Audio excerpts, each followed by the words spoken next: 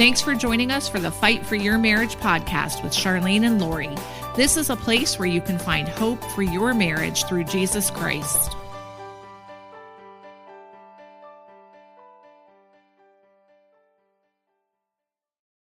Hi, thanks for joining us. I'm so excited that you're here for this episode of the Fight for Your Marriage podcast. I'm Lori. And I'm Charlyne. And we are going to talk about community today. If you've been walking through a difficult season in marriage, maybe standing for marriage restoration or praying for your prodigal, you know that this can be an isolating journey. Yes, it can be. You lived that yourself. Yes, I did. And today we are joined by Tessa, and we're talking about something that's an absolute essential while you stand, and that is finding friends and building a Christ-centered community. You had a Christ-centered community when you were standing, right? Very much so. But it was small. It was small, but very much so. I did have, and I had one woman that was praying that was actually in her 70s and 80s that was a prayer warrior from our church. And she came up to me and said, I would love to pray for your marriage. So we're going to talk about that actually today, about the community you find may not look the way you look. It may not be a person standing for marriage restoration. It might not be a person that's your same age, but we're going to talk about that today. You know, we know the enemy wants you to isolate. He wants us to be by ourselves and to get stuck in that trap of isolation, but we know that God designed us for connection. And so today we're going to talk about how to find those people. Where do you go to find people to connect with? How do you connect with people? How do you build new friendships? How can you get intentional about creating community? And how can you step out of your comfort zone? Because you may be listening to this and thinking, I'm an introvert, I don't do that, and I'm not going to find a community. But I think that today you're going to hear some wonderful suggestions, tips, ideas, to help you take that step to try to build a community. So whether you're part of a small church group, whether you're praying for a mentor, whether you're trying to rebuild your friend group, today's conversation is going to encourage you to really take meaningful steps and creating connection and spiritual friendship. And I think if you will pray to the Lord and ask Him to give you courage and step out of your normal zone that you're living in, to look outside what you're doing, that you will be blessed abundantly by having more people knowing about your situation and praying for you. Absolutely. And not only knowing about your situation, where you can also be a blessing to them by helping carry their burdens. Positively. Dietrich Bonhoeffer says the physical presence of other Christians is a source of incomparable joy and strength to the believer. And that really sums up what we're talking about today. We want you to find that joy and strength from other people. And I hope that this is a blessing to you. And if you stick around to the end, I'm going to give you a tease, but stick around till the end because we have a really big announcement. How we are going to help you find that community that you may be looking for. So I hope you enjoy this conversation. Well, Tessa, thank you for being with us today. We are excited to sit with you again and to talk about a unique topic, but one that is very important. And I know it's dear to your heart. So we're happy that you're with us again today. Thank you. I'm excited to be back. I know during the last episode we did together, I made reference to that I would share tips about this topic of friendship. And when I re-listened to it, I was like, wait, I never came back to that. So very glad to have the opportunity to share it. And we're excited to make it a whole episode because I know we have a lot to talk about. And I know this is going to be just an encouragement for the people that are listening to it. So let's go back a little bit. And for those who may not know you, we'll obviously link to your episode. So people, if you've not heard Tessa's podcast episode that she previously did, we'll link to that in the show notes. But tell us a little bit about your story and your journey and where you're at in your stand. Yeah, thank you. So let's see, the journey began back in 2018. Well, I guess the real journey of our marriage began when we got married in 2004. And 13 and a half years into it, the proverbial rug was pulled out from under me, as many that are listening will have experienced. And that began God just doing a work in me. And just as so many, I've learned so much about him and his love as he has walked me through standing for our marriage.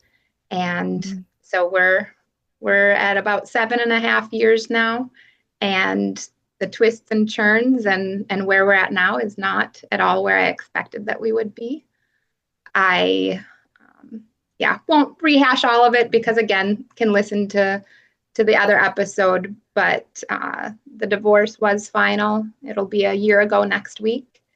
And it's had other things that, there's been those times of uncertainty. And honestly, the last month was one of those. I was in a place where I really was not sure if I could keep doing this, if I was supposed to be doing this, all those things that we can wrestle with. And, we'll have those times. But right now, I feel excited to be part of this and to just encourage other standers in the ways that I've been encouraged.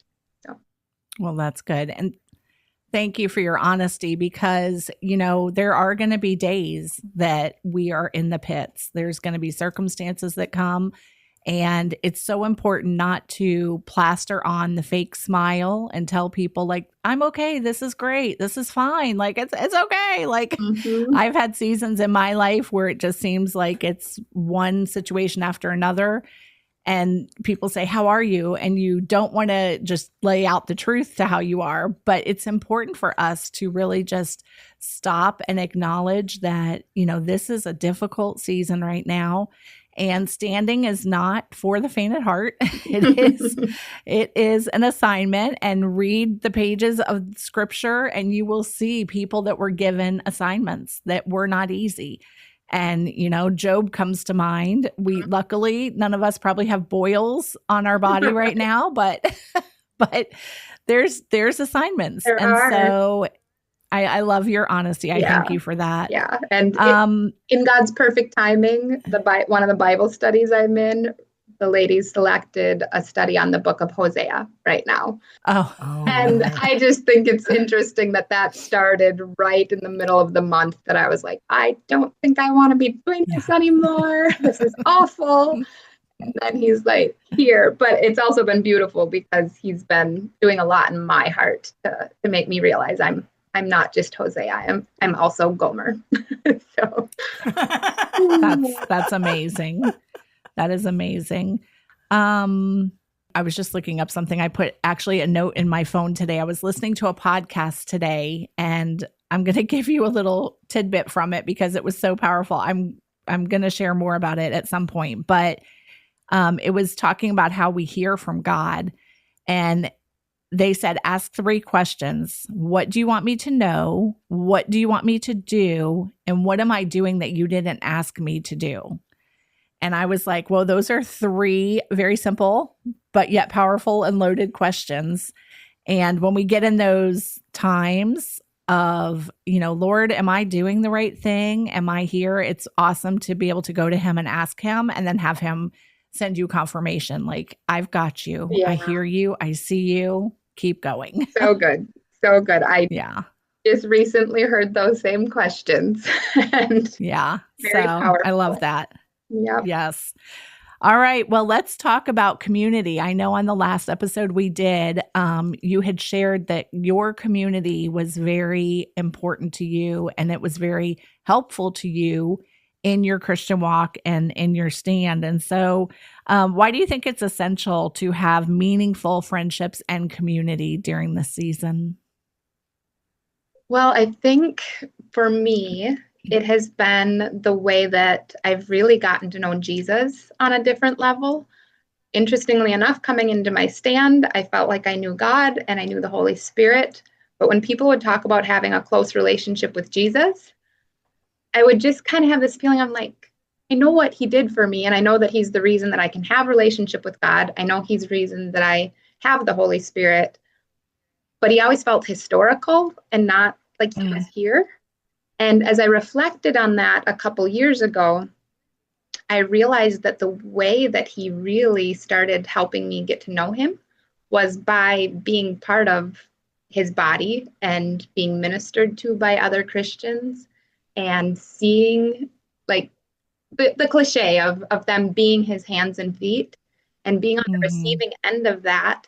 And then also being given opportunity to be that for other people just gives you this appreciation of how he loves us and how he takes care of us. So for me, that's been kind of the most important part of it, is that it has allowed me to experience a part of my relationship with God, with the Trinity, specifically with Jesus, in a way that I didn't before. And I just see that that's a gift that he offers us through other believers. Amen. I love that. In Hebrews, let me just share a scripture. Hebrews 10 talks exactly about that. And it starting in verse 24 says, "And let us consider how we may spur one another on toward love and good deeds, not giving up meeting together as some are in the habit of doing." And that's talking about meeting together in like corporate gathering. That's what they were talking about in that context. But encouraging one another all the more as you see the day approaching. And it's so important, and it has been for years, that we get in community with each other. Yep. So true. And I think for me, before our marriage fell apart, I was actually just rehashing this with a friend. And I said, when I think of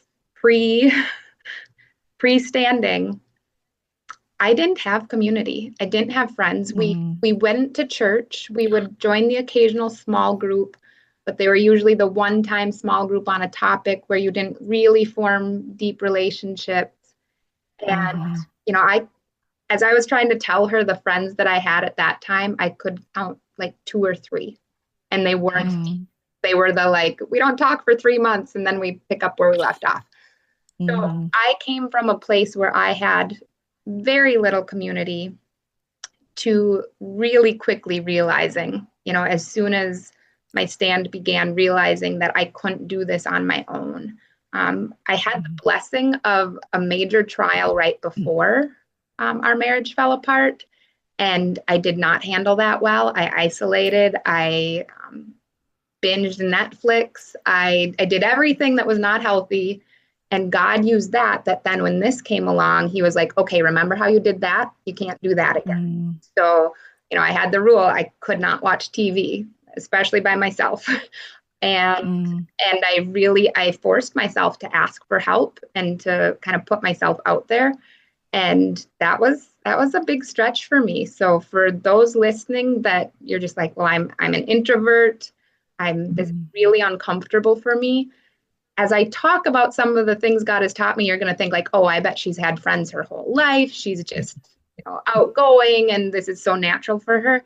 It wasn't. And so that's where I'm just excited to be able to share the things that God has taught me, because I know that this is difficult. Yeah. We know that isolation is one of the enemy's tactics, and he wants us to remain isolated. So how have you fought that aside from that beginning season? Has it been an ongoing battle that you've had to circle back around and fight the enemy with this temptation to isolate? Definitely. I've had seasons where either circumstances has removed someone from my life. Charlyne, the prayer partner that moves away, that's a real thing. And I believe, that's something where the enemy is going to take that and is going to tempt us towards the isolation, the woe is me. I had this, why was it taken away? But then God will also use it, because one thing I've learned too is that as you form those friendships, it can also be a temptation to rely on them too much and go to them, to things that we really should be going to the Lord with. So the enemy is very crafty in how he can use either side of that to tempt us. Yeah. With the isolation, I think another tactic that he has used is just so many have experienced church hurt or hurt within a community. And then he stirs up that fear of, you were hurt before, you're going to be hurt again. Mm-hmm. Don't be vulnerable. Don't get close to anybody. And so that's a prayer of mine too, for those that are listening, to just take that to the Lord and recognize that it is his will for us to be part of community. And I know it can be scary to put yourself back out there again. But that's the enemy. He wants to keep us separate from each other, or even this attitude of like, I don't really like people. You know, I feel like there was this. I'm not a people person. People, like they're just, and it's like, yeah, we are. You are too. I am too. Yeah, and exactly. I think just recognizing that's the enemy too, and he wants to put us in the headspace of where community is not safe and people are, just hard to deal with, and they annoy me, and I don't annoy anybody else. I don't know what their issues are, but just realizing like that's part of this deal is you're going to be in close contact with other humans to have community. Yeah. But it's a good thing. Absolutely. What would you say to someone who feels like no one around them understands what they're walking through? Do you think our community has to be made up of people that are going through the same life experiences that we are? Such a good question. Because I think what we're going through as standers is so unique that it is really easy to feel like nobody gets this, nobody's going to understand. And I mean, I'll be honest, there are going to be some people that don't understand. So that's a reality. Right. And part of our discernment as we're forming relationships is recognizing that, okay, this person doesn't get it. And not only do they not get it, they're not a safe person to even talk to about this, and, recognizing that. But what I have found is it is actually quite miraculous. I can't think of any other word, of how people that you would think have nothing in common with your situation, that their situation, you will find similarities that you never would have expected. As a stander, so my husband and I don't have any children together. And so right now I'm, mid-40s and single. And I have actually found that some of the best community for me is younger women who are single, longing to be married. Because we partner up and we can pray for husbands together, so two of my dearest prayer partners, the first one early on, the one that moved to almost Canada, she had met a man on I think eHarmony, something like that. And he lived in almost Canada, and it seemed very unlikely that they would ever be together. But she felt, just a strong conviction that this could be her husband. And so while she prayed about that relationship and for him, I was praying for my husband and for our restoration. And it was incredible how those two journeys really paralleled each other very well. And my current closest prayer partner is very similar situation. And it's amazing. And I'm able to teach them things out of what I've learned from my marriage, both the good and the not good, and how we got here, and what are things that I've learned that I know God is teaching me to benefit a restored marriage. But the fact that he can then use that for me to plant into these younger women, that it's a perspective that they're going to have, that it's a unique set of wisdom that we can share from this place of standing that is going to help other marriages hopefully avoid. Yes. I love that. What a unique group to mentor and to be in connection with that you maybe normally wouldn't go to. I know I just had a conversation after church with a young woman who was very upset after going through a breakup. And I was able to just reassure her, because obviously we all have a different perspective from this side of standing and walking through what can happen in a marriage and how you fight for a marriage, and being able to, help young people who are not yet married see the things that they should be looking for in a spouse and the red flags, identifying them and being able to trust when God's saying, hey, that's not the person. Mhm. So don't crave a relationship more than you're craving what I'm trying to give you. So I love that. That's a great tip to not just go for people that are in your exact situation. How have you built trust in your friendships while still honoring your privacy and the situations that you go through? How do you do that when you're trying not to, divulge everything, but still be in community? Because it's important in community that we get to a place with friends that we're vulnerable and that we share. We can't just be surface level with everybody. So how have you done that? Yeah, it's definitely a balance, and things that I've heard on the podcast over the years and in the devotionals have definitely benefited me. I tend to be an oversharer by nature. I will tell my whole life story very quickly, and so that has been a refining process. And there are some things early on that I shared too much too soon with people that hadn't gained that trust. By the grace of God, there wasn't anything that resulted in anything, like hurt or something being passed along to someone that shouldn't have had it. But then when the conviction came of realizing, oh, that person did not need to know that thing about my husband.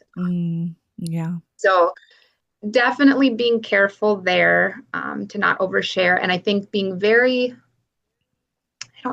guarded was the word that came to mind first. But I think if you're too guarded, that relationship can't form, because there does, like you said, there has to be that level of vulnerability. But I think gauging it and sharing what's appropriate to share based on, I think in some ways even taking into regard, like, what are they naturally just going to know already? So some of the friendships I have, my husband's clearly not living at home. So yeah, I don't need to try to pretend that he's living here. right. And he's not. So I can be open with that. And things like that could just kind of be known just from the circumstances from the outside. I've had two situations where I could look back and say, "Ooh, I might have shared too much too soon."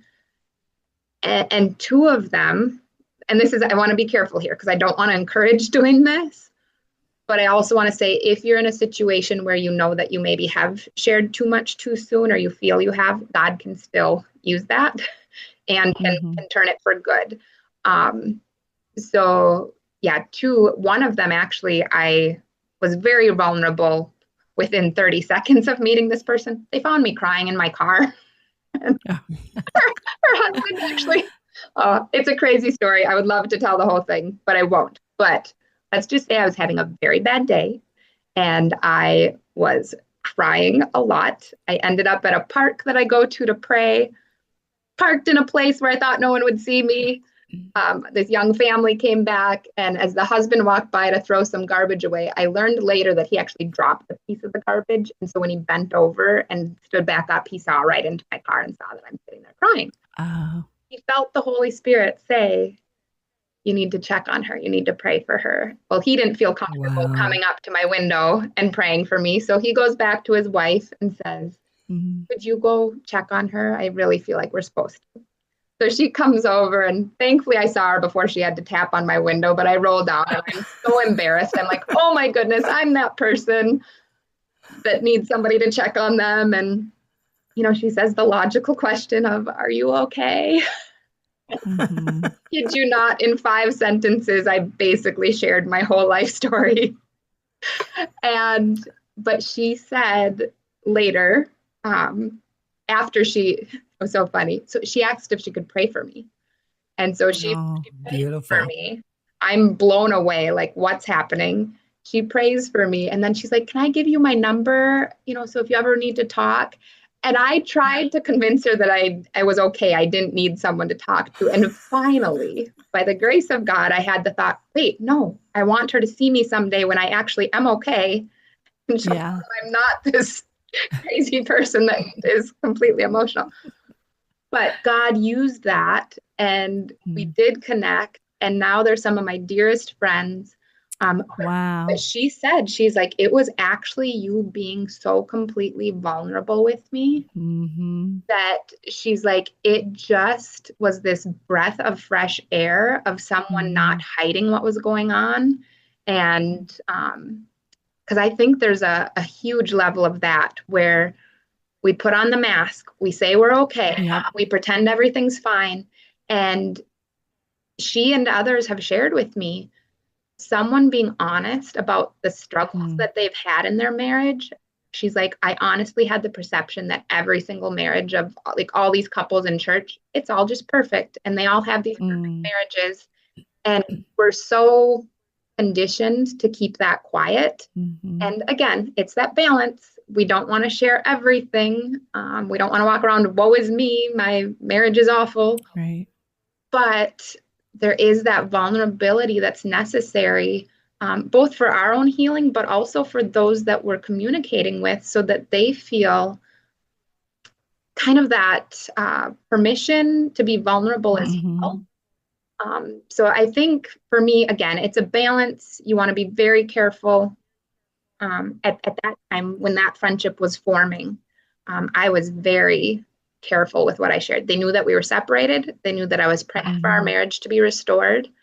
And they knew very little of the details with my husband. Interestingly, when I first talked with her husband and he shared that he had felt this prompting to check on me, I like instantly had this thought. He and Ryan would be friends. Like I just, as he talked, I was like, they would be friends. And things unfolded. And when we sold our house, this couple ended up helping us move. Wow. Tonight, Ryan and this gentleman were standing in our mudroom, deep conversation, exchanging phone numbers. They actually went one-on-one for a while. And it was, let me just tell you, if you ever think you want to like manipulate something and try to orchestrate something, because I had opportunity. He had actually asked me for my husband's phone number at one point. And it was like the Holy Spirit was just like, nope, don't do it. To see it unfold and know that it was God that orchestrated it was one of the coolest things of my life. But one thing I was so thankful for is that I had not shared everything about Ryan. So when they started getting together one-on-one, he didn't know things about Ryan that Ryan hadn't told him. Yeah. And praise the Lord. So I think that's just an example of how protecting our spouses, you might sometimes feel like, well, this person doesn't know them. It's okay for them, because you definitely want to be careful, very careful with what you share with other people that know your spouse. Right. But be careful to not give yourself permission to just share everything to someone that doesn't know them, because someday they might. Yeah, exactly. Exactly. These people become your friends now. We're hoping that someday we're all at the table together. Yeah. And it's a small world, so you don't need to share it. I feel like everybody's connected somehow. I love this story about the park. We have a podcast episode coming up, a few episodes behind yours, with a man named James. And he had a very similar situation, sitting in church by himself one day. And he was just feeling overwhelmed with the circumstances he was in. And he kind of just stayed still after church. And, you know, I won't ruin the whole episode, but go listen to it. It's coming up in a few weeks. Very cool. But God used a man, an older man, who walked up to him after church and said, you know, every Sunday I just pray like, Lord, where should I sit? I sit somewhere different every Sunday so I can see who does he want me to reach out to. And he said to him, you know, what can I pray for? And so James did the same thing. He unloaded real quick the whole story. And this man was such a blessing to him. And James said that it was just like God confirming to him, like, I see you. I'm sending people to help you. And he said that since that Sunday, he had looked for the man in church and never saw him ever again. Wow. So, wow. That's incredible. So he has a similar story, but man, don't be afraid to share with people and ask God to give you those opportunities. Like that's the thing. We know that what Tessa's saying is not, it doesn't come easy. And for many people, it might be very difficult because you feel too wounded or broken to be able to put forth effort in a relationship. But go do it and let God take care of the healing, and he will. He is so faithful. Let's talk about mentors a little bit. What would you say to somebody that would like to have a mentor but doesn't know how to find a mentor, how to ask a mentor? What's the importance of a mentor in your life? Yeah, I've had incredible mentors all during the stand. The idea of a mentor before this didn't even occur to me. I was doing fine. Or actually, I knew I wasn't doing fine. And the thought of telling someone who was older and wiser than me that I was struggling as much as I would sounded like the worst. But yeah, so I've had several mentors. They've come about in different ways. One was the church that I was attending at the time did have a mentorship program. So you could sign up to be paired with a mentor of your same gender, obviously. And that was the way I was connected with one. That was good for a season. Ultimately, it did hit a point where she wasn't able to support my stand in the way that I knew that I needed to be in step with what the Lord was asking me to do. And it was ultimately just we saw things just a little bit differently and parted on good terms. But it was one of those where I had to discern that, okay, this isn't the support I need right now. But for the season before that, there were things that were huge blessings out of that. The other mentors that I've had, I would say if I know schedules are hard, but if you can find, for me, finding a Bible study that has older women in it was and is one of the biggest blessings of my life. So we talked about this a little bit before, Lori, but if your church that you're attending, maybe it's a smaller church that just doesn't have a lot of opportunities for different Bible studies or small groups, or maybe it's a very large church and it's just hard to get plugged in, be open to the possibility that, maybe there's another church in town that does have a women's ministry or a men's ministry that you can become involved in. This Tuesday morning Bible study that I go to with women, it's in the morning, so it's primarily retired women, some young stay-at-home moms, but that's where I have met the dearest women, and one of them in particular became a mentor, and for about a year and a half, we would meet every other week, and she was absolutely instrumental in my faith walk, my growth. And one thing that she brought to my life that I hadn't really experienced before was someone that was willing to kind of call me out and do some of that godly rebuke of, hey, you're ruminating. You need to stop that. Yep, I can empathize with what you're saying right now, but you can't keep spinning on it. That's the enemy. So I think those mentor relationships are so beneficial, both because of the wisdom that they can bring, life perspective, life experience, that rebuke.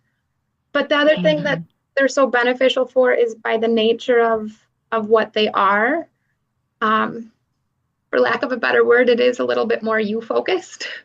And it brings an opportunity for some deeper healing that can sometimes be difficult in a true friendship where there's that reciprocal relationship, which that's beautiful and that's good, and we need that. And you do need to learn how to have relationships that are not all about you.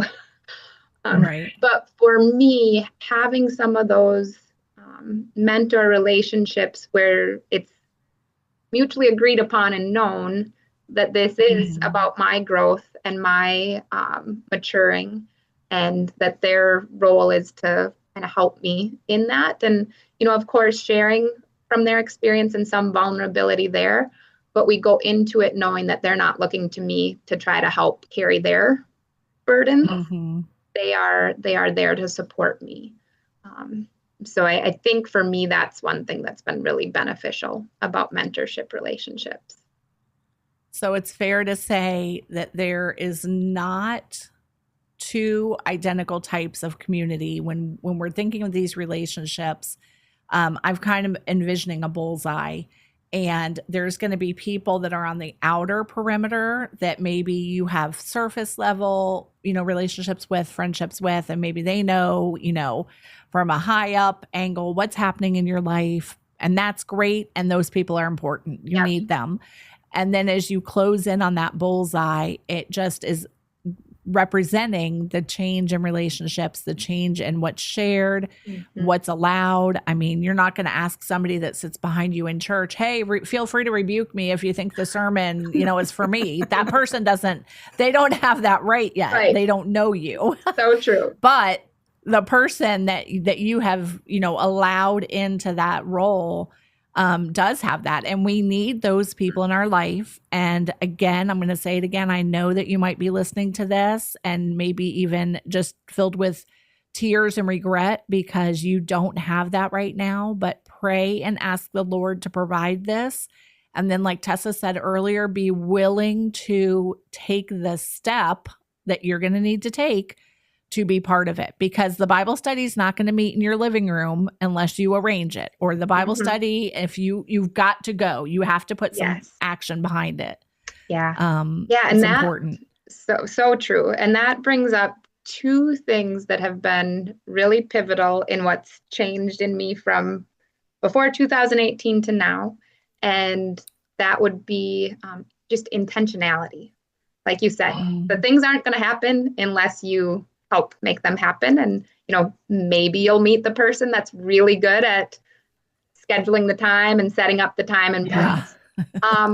But many of us fall into I think everyone else is too busy and I don't want to bother them. And I know they mentioned how crazy their schedule is. So I don't want to be one more thing to add to that. While they're sitting home thinking the exact same thing about you. And not reaching out. So just being the one that will say, hey, let me get your phone number. I'll text you the next day or two with some dates and times that would work well for me, and let me know which one works for you. It can't just be we should get together for coffee sometime. Right. Say that to the same Never person gonna happen. every 2 weeks for a whole year, and it doesn't happen. So be intentional.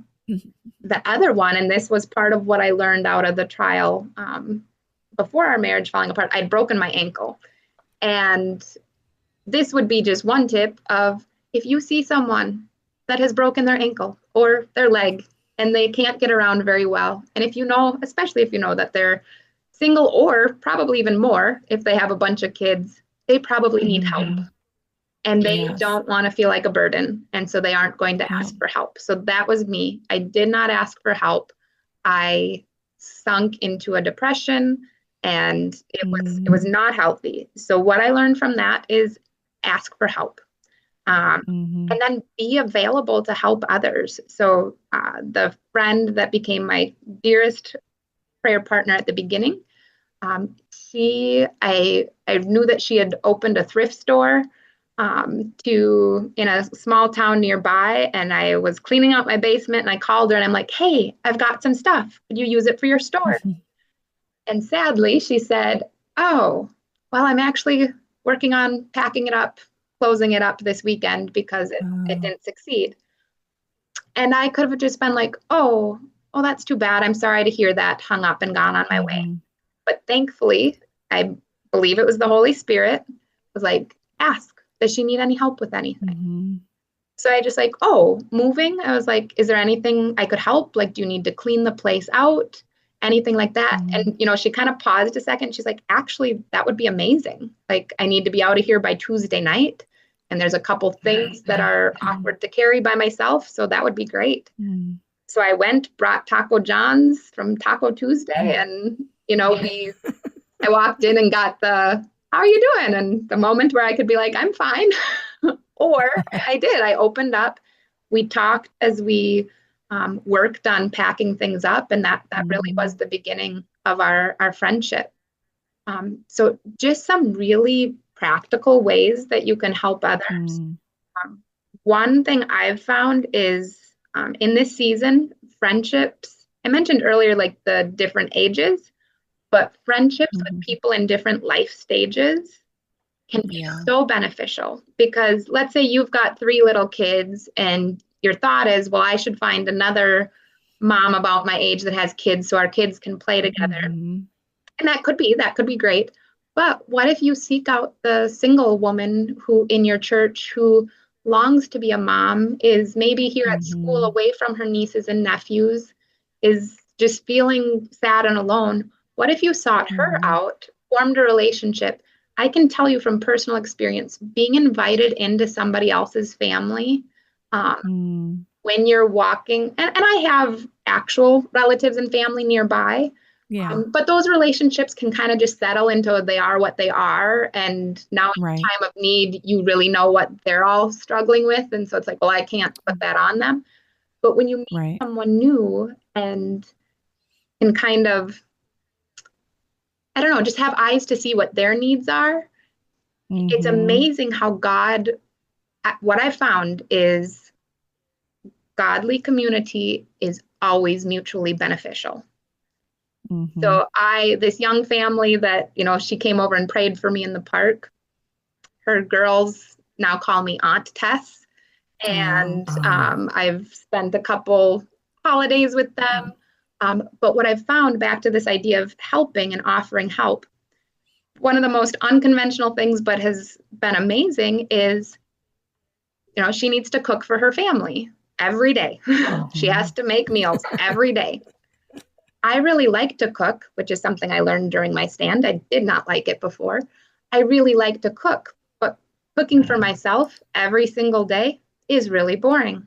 And there's Mm. leftovers, and it's not fun to just eat it by myself. So, a deal that we worked out for a while was she'd buy the groceries because that's what they were doing anyway. But then Mhm.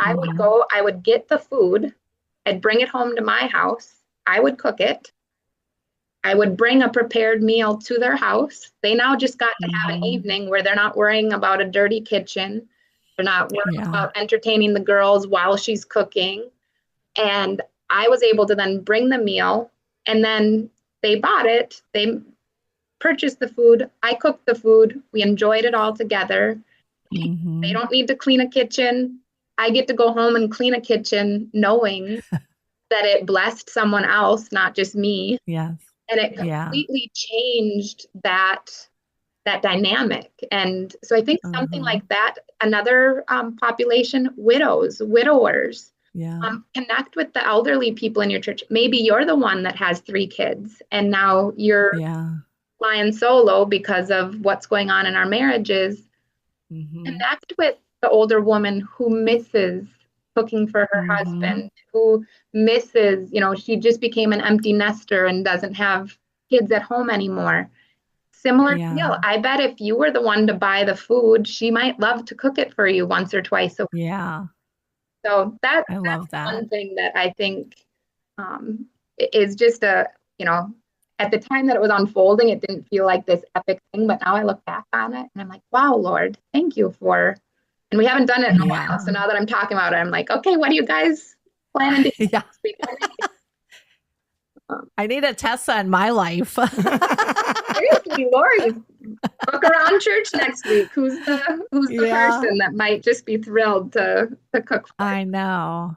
That's so good. And there's nothing like getting out of your disappointment and distress and looking at somebody else to serve them. Every single person sitting in your church, every single person that you work with is going through a trial, coming out of a trial, or going into a trial. Like we're all going to face hardships in our life at different seasons. And so, what better way to get the focus off your problems than to serve somebody else? I love that. That's a great idea. Those are great tips. Yeah. And again, just so mutually beneficial. So and some of those, like, keep your eyes and ears out too. Do you see an acquaintance on Facebook post that that, oh, I've got all this yard work to do. I have no idea how I'm going to get it done this weekend. can you send them a message, or do you happen to have their number, and just say, hey, I've got 2 hours on Saturday. I'll come help you. Maybe all that comes of it is you help them for 2 hours.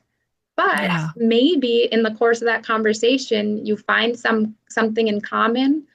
Maybe it's someone you didn't even know was a Christian, or that they're kind of exploring their faith. And God can use that simple thing to open it up into a bigger friendship that you maybe wouldn't have thought to seek out with that person. But he can provide that just through that simple act of offering to help. I love that. We need to be looking at other people. We need to lift our heads. In the Bible, it says that Jesus is the lifter of our head, to look to him. But guess what? When you have your head up and you're not so down looking at all the things that are wrong with you, then you notice the other people around you that need that help and that encouragement. And you get to have the opportunity to pour into them. One thing you said just made me think of a comment my mom and I always say, is that we say that our roles in many relationships we're the connector. So like if I'm like the cruise director, if you would think of the cruise director, like there are some people that just are not going to be a planner. They're not going to get that coffee date on the calendar. They're not going to be good about responding to your text and if you're an organized person, or the person that's like, okay, we're going to get this done, you're the connector. And so I know it can get frustrating if you are constantly the one feeling like you're chasing your friends and chasing for that. I understand that hurt and that pain. But if God has gifted you with the wherewithal to be the connector, take that role and do it. Pursue them for that dinner date, say, hey, let's get the next one on the calendar so we can plan to meet again. And even connecting, you may not have a person that let me give an example, because that'll make my example make sense. There was a new girl that came to church. She was a younger college student, and she sat by us for the first couple weeks that she came. So I introduced myself to her and got to talk to her each week. And she was coming by herself. And I was so proud of her for coming to a big church by herself as a college student. She was just desperate to find community. It was not happening. And so after a few weeks, I was like, can I get your number? And I will just keep up with you, pray for you. And so I got her number, and I realized that I knew someone that went to her college who was a wonderful, godly girl. I connected the two of them and said, this girl was not the one that was going to stay in my life for a long time, but I was able to connect her with another godly girl. She's texted me and been like, I'm going to her Bible study. We did something on Saturday with a group of friends. Like, be the connector. Don't just look for your own interests, but also see, who else you could serve and connect other people to. Absolutely. Yeah, I love that. Very good. Very good example. Okay, Tessa. So that brings us to talking about communication styles, because I know in the beginning of this episode, you said that you can go deep fast, and some people may not go deep, and it may take them time to go deep. And so we're all different people, just like with our spouses, we all have different love languages. And in friendships, we all have different communication styles. So what do you know about communication styles, and what can you tell us about that? Yes. So that definitely was a learning curve for me, because, like you mentioned, with me being someone that can go deep fast, there are some of those relationships where it can kind of feel unbalanced because they aren't willing to go that deep that fast. Mm-hmm. So I would say in some regards, trying to match the level of where the other person is at for that, but also being willing to model, that it is okay to be vulnerable and share those things. I think I touched on that a little bit earlier, but another thing with that is even just in learning to be a listener. This was one of the biggest blessings that I got from my friend Tiffany. She was the early prayer partner that moved, but she is the best listener that I have ever met. Mm-hmm. And she has a hearing impairment, and I didn't even know that for a long time, but at some point she shared that she primarily lip reads.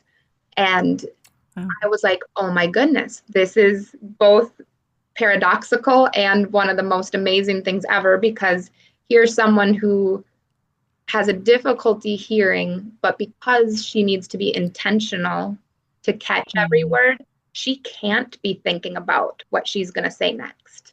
She has to be listening. And being on the receiving end of that and realizing how valued it made me feel just to have someone intently listen to me. And that did not come natural for me to reciprocate that and to listen to her in that same way. So it took time to learn that. So, that would be one thing, is just recognize, how am I doing at listening to this other person? Because, when you get out of the mentor relationship and into you still want to listen to them too. But when you get into the friendship, where there does need to be that balance, and, there's going to be seasons where it's more about you and the hard thing you're going through or the thing they're going through. But finding that balance and being able to listen to them and to reflect back and to, provide support and insight there is so important. So just be mindful of your listening. And, that when you're talking about communication, that can sound like, well, duh, you have to listen. But just reflect on how well do I actually listen to other people. Then the other thing is just preferred communication modes and methods. We're in a time right now where many in my age group, the thought of calling somebody on the phone unannounced is like the worst thing you could do. Why are you calling me? You did not text me. Yeah. Did not let me know you were going to be calling. And I prefer to text. What are you doing? So just that kind of thing matters too. And recognizing that how you prefer to communicate might not be how this other person prefers to communicate. And having those conversations, I've been very blessed. I love to write. And so my texts are sentences, sometimes paragraphs, properly punctuated. And so then when I've got the friend that's just the one line, one word, no punctuation, acronyms, it's kind of like, oh, okay. They're probably not going to appreciate 3 paragraphs to that question. Yeah. So how can I tailor this more to what they would be comfortable with? But I've had friends that are willing to match that and will go back and forth with the written paragraphs. Others, based on time, all they've got time for is to send audio messages, while they're driving between locations for their job. So, on Facebook Messenger, they've got the feature where you can just record audio, basically leave a really long voice message and send it over to them. And I found that wasn't my preferred method of communication early on. But as I had friends that preferred that, I'm like, you know what? There's a lot of value in being able to just have that time to kind of verbally process, talk through things, reflect on what they've shared. And it really, there is a lot with that intonation and the sound of your voice that adds a richness to that communication that you can't necessarily get in writing. So I think absolutely. And just being flexible to adjust based on what works for you, what works for them, being open if something isn't working for you. Also important. I love that. Those are great tips. I love thinking of the different ways to communicate with each other and, figuring out what works best in the relationships you're in. I have one friend that loves the audio text. And so when I get the audio text, I think I need to utilize that more because it's a very efficient way to communicate, first of all. But I'm used to talk texting. So when I audio text, I'm like, how was your day? ? I have done that too. So, I did the opposite the other day. I thought I was audio recording. And, I'll start it before I pull out of my parking spot. And then I was recording it. And when I, got to my next stop, I went to send it and it was doing the voice to text. And I'm like, oh goodness, it was like 5 minutes of voice to text. That cannot be sent. We're all still a work in the technology process. Right. Yeah, so true. One tip is if you do adopt the audio texting, I give permission to the other person that's receiving my audio message feel free to listen to this on double speed. Oh, Because there's some of those messages where I'm processing through, I'm talking really slow. Yeah. I'll just send a little text after, feel free to speed that up. You don't have to wait through all my pauses to figure out how I wanted to articulate that. And, if you do that, you don't necessarily need to tell them, but it's I love that. Helpful tip. Yes. Well, Tessa, I think you have given us so many great pieces of advice. Do you have any other tips before we close that you would want to share with our listeners? Yeah, the last thing I would share is pray together. Pray together. And I know if you are uncomfortable praying in groups or with other people, when I said that, you might have your stomach might have turned. But truly, praying with other believers has been one of the biggest blessings of my stand. And there's just something about going to the Lord together in prayer, carrying each other's burdens in that way, that I have formed closer bonds with these women that are in my life than I ever would have otherwise. Tiffany, that early prayer partner, and I've experienced it with Erica as well. She was the one that prayed for me in the park, and now my current prayer partner, Allie, and I've got Abby, and I've got these other ones. But praying together and witnessing God's responses to their prayers, what that has done to increase my faith. And in this past month of October, where I was in a very dry season and was not even really praying on my own a whole lot, that weekly prayer time that I have with Allie at least kept me in communication the week. And then having her come back and share answers that she was seeing to her prayers was such an encouragement that was just so valuable. And I was talking with her this morning, thanking her for how, her faith has encouraged me. And then she's like, well, do you realize that where I'm at in my faith right now is actually related to us starting to get together and your example to me? And I was just like, what? Wow. Like, it was mind blowing. But that time praying together, and, Tiffany and we would get on our knees in either my living room or her living room. And we were both going through some hard things and just weeping together. There is something about that was sacred and holy. And I would say that a way that you can start with that is, if you're not comfortable with that, if something comes up in the conversation, they mention something that they would appreciate prayer for, simply say, instead of saying, and you might be guessing what I'm going to say here, but rather than doing okay, let me take a note of that, I'll pray for it later, say, hey, can I just pray for you about that right now? And it can be so simple, but just breaking that ice of praying together, and then goes from there. And, get to the point where each time that you're ending your time together, be like, we just talked about a lot of things on our, burdens on our heart. Let's just take those to the Lord together so that we can walk out of here knowing that not only do we know about each other's, but we've brought it to the Lord and sought his guidance and his answers in that. And to me, that is one of the most beautiful things about these friendships and the godly community that we're seeking to form. And that's my final tip. Tessa, that is probably the most important tip that you have given our people, to know that stop and just say short prayers, whatever type of prayers. But when you talk about all the circumstances, if they would just say, let's just pray quickly, because I know they may not be in the place that you can do it long, but that praying together is so important, and it can be short or more specific. But like you said, you've talked and you've said all these things, but then close it with prayer, because then you're bringing the Lord in and saying, help us. And that is so vital in all relationships. Instead of saying, I'll pray for you, say, can I pray for you right now? Do it. Just do it. Do it right then. Let's do it. So that would be a challenge for all of us to look at and say, should we say short prayers where we're hearing situations? Yeah, I love that.